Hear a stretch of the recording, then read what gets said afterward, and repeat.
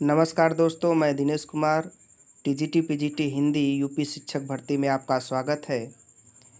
प्रश्न श्रृंखला में आज हम हिंदी साहित्य का इतिहास लेखन के भाग 2 को मैं लेकर आया हूं। पहला प्रश्न हमारा है, आदिकाल को चारण काल नाम किसने दिया? तो इसका सही उत्तर है जॉर्ज ग्रियर्सन महोदय ने दिया। अगला प्रश्न हमारा है, किस काल को हिंदी साहित्य का स्वर्ण युग कहा जाता है? तो दोस्तों, भक्ति काल को हिंदी साहित्य का स्वर्ण युग कहा जाता है। चलिए, हमारा अगला प्रश्न है, किस हिंदी साहित्य के इतिहास में अति वैज्ञानिकता है? तो हिंदी साहित्य का वैज्ञानिकता इतिहास गणपति चंद्र गुप्त के इतिहास को कहा जाता है। ठीक है दोस्तों, अगला प्रश्न हमारा है, कौन सा इतिहास ग्रंथ अपने वैज्ञानिक प्रयोगों के कारण सफल रहा? तो हिंदी साहित्य का इतिहास है जो आचार्य रामचंद्र शुक्ल जी ने लिखा था, यह अत्यधिक प्रचलित रहा।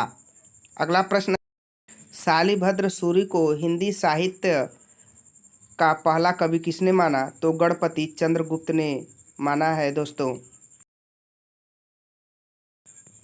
प्रश्न है, पुष्य या पुण्य को हिंदी का पहला कवि किसने माना? इसका उत्तर है शिव सिंह सेंगर ने माना। अगला प्रश्न हमारा है, सरहपा को हिंदी का पहला कवि किसने माना? इसका सही जवाब है दोस्तों राहुल संस्कृत्यायन। राहुल संस्कृत्यायन ने सरहपा को पहला कवि माना हिंदी का। अगला प्रश्न हमारा है, अब्दुल रहमान को हिंदी का पहला कवि किसने माना? तो अब्दुल रहमान को पहला कवि मानने वाले आचार्य हजारी प्रसाद द्विवेदी जी थे। फिर हमारा इसी क्रम में अगला प्रश्न है, अपभ्रंश का वाल्मीकि किसे कहा जाता है?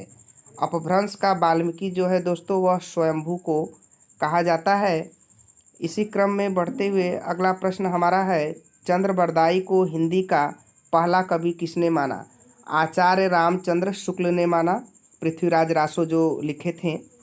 ठीक है दोस्तों, इसी क्रम में अगला प्रश्न हमारा है, मिस्र बंधुओं ने अपने इतिहास ग्रंथ मिस्र बंधु विनोद को कितने कालखंडों में व्यतीत किया है, कितने कालखंडों में विभक्त किया है?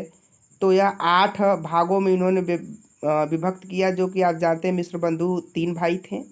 ठीक है दोस्तों, अगला प्रश्न हमारा है, आदिकाल को आरंभिक काल नाम किसने दिया?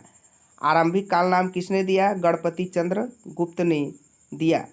ठीक है दोस्तों, अगला प्रश्न हमारा, आदिकाल को प्रारंभिक काल नाम किसने दिया? तो इसको मिस्र बंधुओं ने दिया। देखिए, यहाँ पर प्रश्न में थोड़ा सा अंतर है बस। अगला प्रश्न हमारा है, मिस्र बंधुओं में कितने भाई थे? अभी हमने पीछे बताया, इसमें मिस्र बंधु 3 भाई थे, सुखदेव बिहारी मिश्र, गणेश बिहारी मिश्र और कृष्ण बिहारी मिश्र। यह 3 भाई थे, मिस्र बंधु नाम से अपनी रचना करते थे। ठीक है दोस्तों, अगला प्रश्न है, मनुष्य ही साहित्य का लक्ष्य है, यह हजारी प्रसाद द्विवेदी जी ने कहा था, उन्हीं का कथन है। यह अशोक के फूल नाम का एक निबंध है, उसी में से यह मिलता है।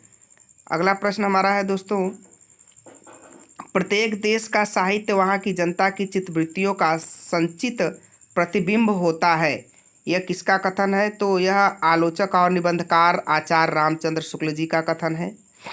फिर हमारा प्रश्न है, रीतिकाल को अलंकृत काल किसने कहा?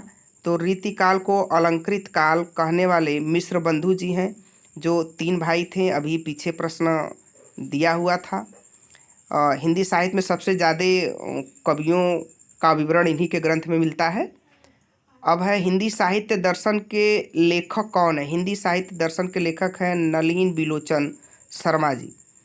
अगला प्रश्न हमारा है, हिंदी साहित्य का आधा इतिहास किसने लिखा? ठीक है, यह किसकी रचना है दोस्तों? सुमर राजे की है।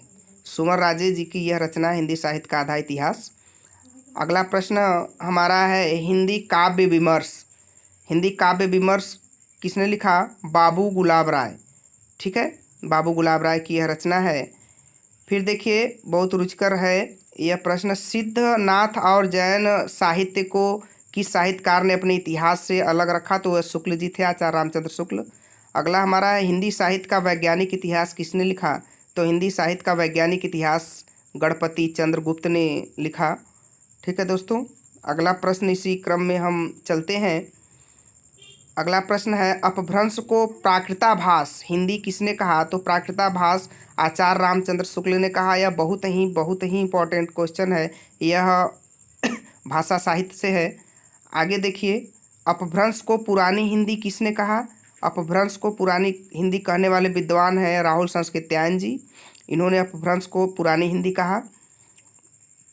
फिर है, परंपरावादी इतिहास लेखक किसे माना जाता है? तो परंपरावादी इतिहास लेखक हजारी प्रसाद द्विवेदी जी को कहा जाता है। फिर है अगला प्रश्न हमारा, आदिकाल को संधि काल एवं चारण काल नाम किसने दिया है? तो आदिकाल को संधि काल चारण काल नाम देने वाले आचार्य डॉक्टर राम कुमार वर्मा जी हैं। ठीक है। हिंदी साहित्य विमर्श किसकी रचना है? तो हिंदी साहित्य विमर्श जो है वह पदुमलाल पूनालाल बख्शी जी की रचना है। ठीक है दोस्तों, इसी के साथ हमारा हिंदी साहित्य लेखन का इतिहास समाप्त हुआ। धन्यवाद।